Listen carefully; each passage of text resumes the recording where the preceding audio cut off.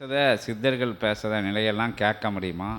இறைவனை கண்ணால் பார்க்க முடியுமா? அவன் ஓசையை நம்ம காதால் கேட்க முடியுமா? அவன் இருக்கிற இடத்துல நம்ம கால் வைக்க முடியுமா? இந்த ஆலயத்தில் சிவன் இருக்காரா? இந்த இடத்துல அகத்தியர் இருக்காரா? முருகன் இருக்காரா? இல்லையா? சும்மா கல்லை கும்பிட்டுக்கிட்டு இருக்காங்களா? இந்த கானகத்தில் இவங்க இருக்காங்களா? இந்த சித்தர்கள்லாம் இங்கே வலம் வந்தாங்களே, அவங்களோட ஆற்றல் இருக்கா?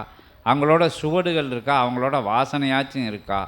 அப்படின்னு அலையிற கூட்டத்துக்கு நடுவு இந்த விஷயத்தை பகிர்ந்து இப்படி இவ்வளோ ஒரு நிலையில் இவ்வளோ ஒரு எங்கும் கிடைக்காத நிகழ்வாக இறையே அமர்ந்த தலமாக, இறை அவதார தலமாக, சித்தர்கள் அமர்ந்து சிவத்தை வழிபடக்கூடிய இடமாக, சிவனோட இச்சையை யுகமாற்ற இச்சையை பூர்த்தி செய்யக்கூடிய இடமாக, எல்லாரையும் சரிக்கு சரியாக ஒன்றுக்கு ஒன்றா வச்சுக்கிட்டு யுகமாற்ற பணிக்கு சித்தர்கள் வலம் வருகின்ற அற்புதமான தலமாக இருக்குது.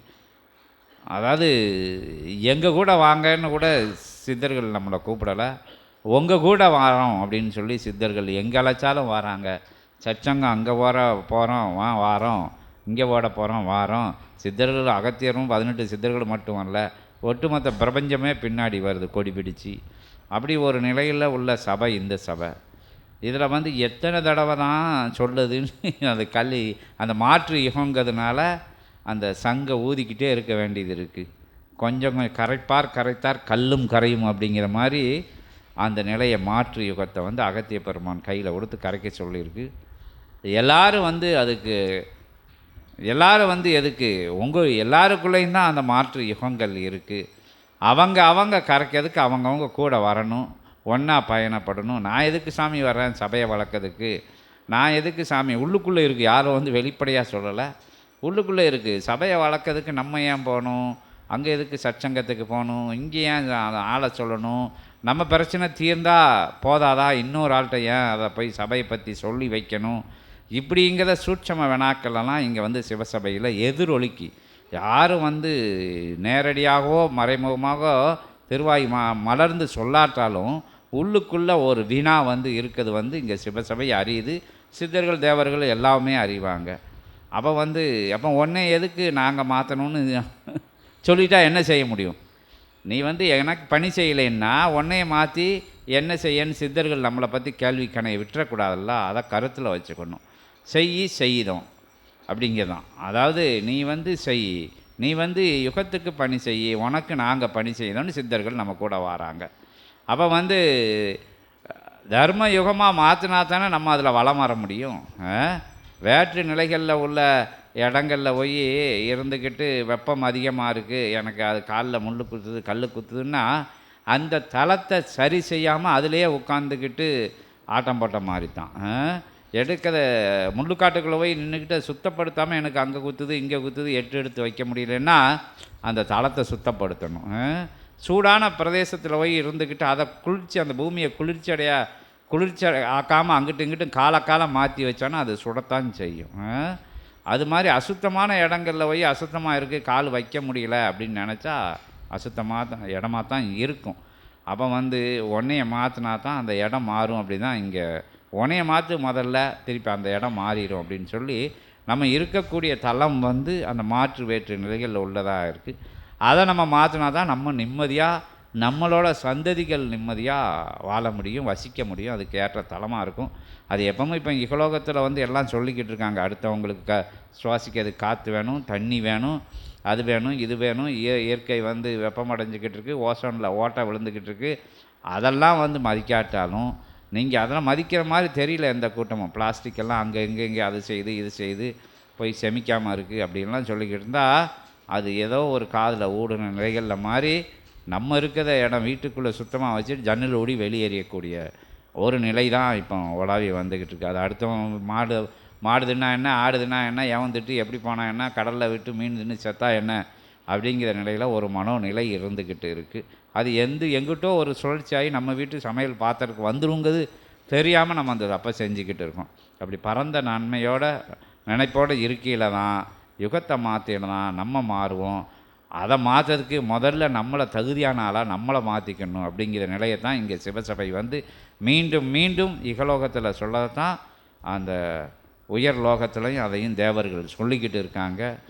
இங்கே வேறு அங்கே வேறு கிடையாது, இங்கே எப்படியோ அப்படி தான் அங்கே அப்படின்னு சொல்லி அதாவது வந்து நம்ம சுவாசிக்கிறத காற்று நஞ்சாகுதுக்குள்ளே ஏன் நஞ்சாகுது? அதுக்கு சரியான விஷயங்கள் போகாதனால நஞ்சாகுது. புண்ணியங்கள் சேராதனால பிரபஞ்சம் வந்து மாசுபடுது. அப்போ வந்து நம்மளை நம்ம மாற்றையில் பிரபஞ்சம் மாசு நீக்கம் பெறும் அப்படிங்கிற விஷயந்தான் இங்கே பெரிய கான்செப்டாக எடுத்து சித்தர்கள் செஞ்சுட்டு வராங்க. ஏன்னா அங்கே பேசிக்கிட்டுலேயே இங்கே போயிட்டானே அப்படின்னா இங்கேயும் எங்கேயும் ஒன்று தான். இங்கே செஞ்சால் தான் அங்கே வெளிச்சம் கிடைக்கும்.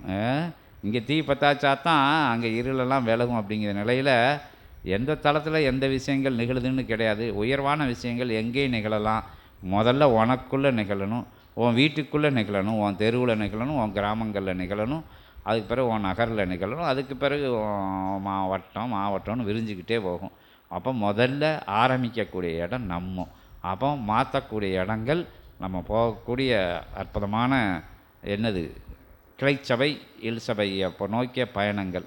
அப்போ அதுக்கு நீங்கள் வரணுமா அப்படின்னா வர முடிஞ்சால் வந்து தான் ஆகணும்.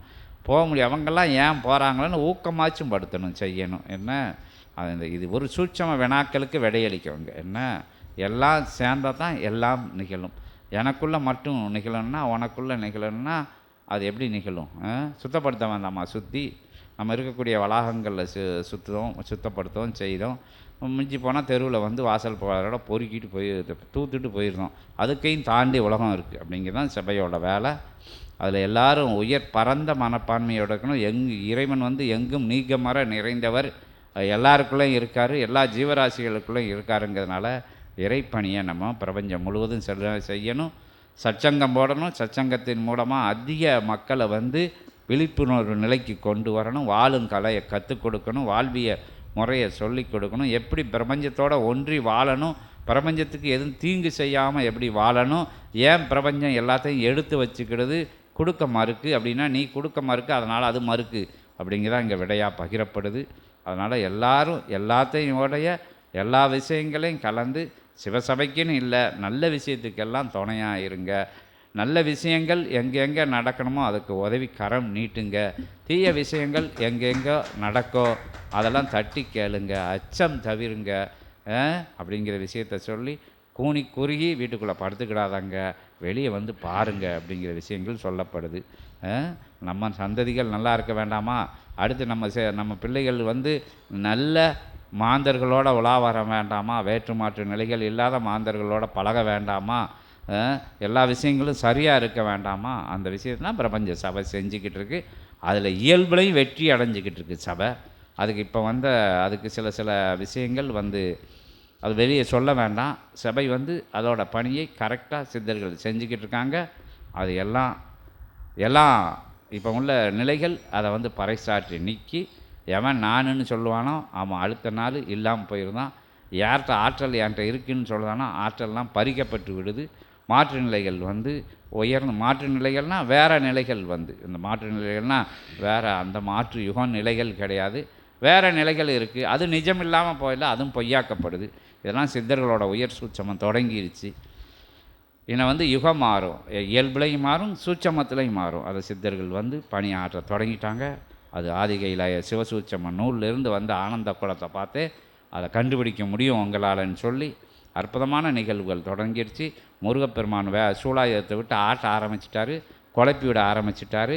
அங்கங்கே இருக்கிற அழுக்கெல்லாம் அடியில் தங்கி இருக்கிற மண்டியெல்லாம் மேலே மிதக்க ஆரம்பிச்சிருச்சு. இங்கே போய் அடைக்கலமாகுமா, அங்கே போய் அடைக்கலமாகுமா, வேற்று நிலைகளில் மாற்று நிலைகளில் போய் அடைக்கலமாகுமா, கொள்கை விட்டு போய் அடைக்கலமாகாமான்னு திக்கு திசை தெரியாமல் ஓடி அலையுது பிரபஞ்சம் அப்படிங்கிறத சொல்லி உயர்வான விஷயங்கள் எப்படி மோரை கலக்கி தயிரை கலக்கி மோராக்கி மோரை கலக்கி நெய்யை எடுக்காங்களோ அது மாதிரி கலக்கி உண்மையான விஷயத்தை வெளியே எடுக்க ஆரம்பிச்சிட்டாங்க. தர்மயுகம் மலர்றதுக்கு உண்டான அற்புதமான நிகழ்வுகள் சூட்சமத்தில் நிகழ ஆரம்பிச்சிருச்சு.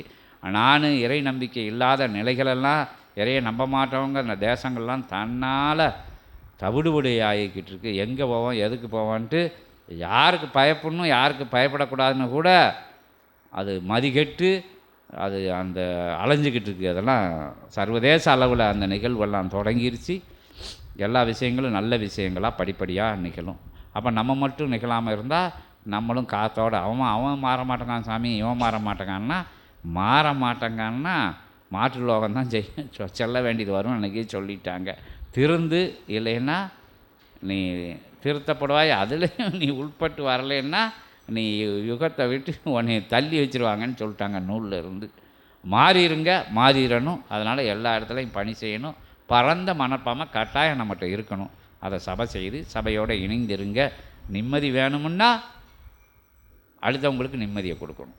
நிம்மதியை பிரபஞ்சத்துக்கு நிம்மதியை கொடுத்தா தான் பிரபஞ்சம் நமக்கு நிம்மதியை கொடுக்கும்னு சொல்லி அகத்திய பெருமான்கிட்ட இன்றைக்கி கண்ட காட்சிகளில் உயர்வான காட்சியை வந்து கேட்டு தெரிஞ்சு